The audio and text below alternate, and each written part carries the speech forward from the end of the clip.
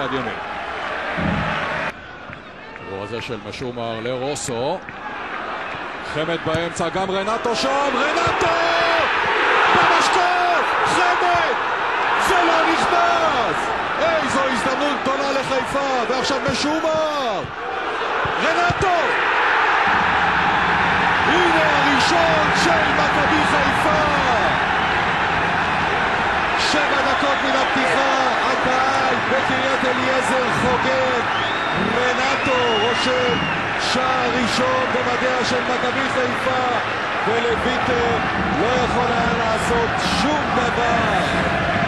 כך זה התחיל בהגבהה הזו של רוסו, הנגיחה של רנטו למשקוף, עוד ניסיון של חמד.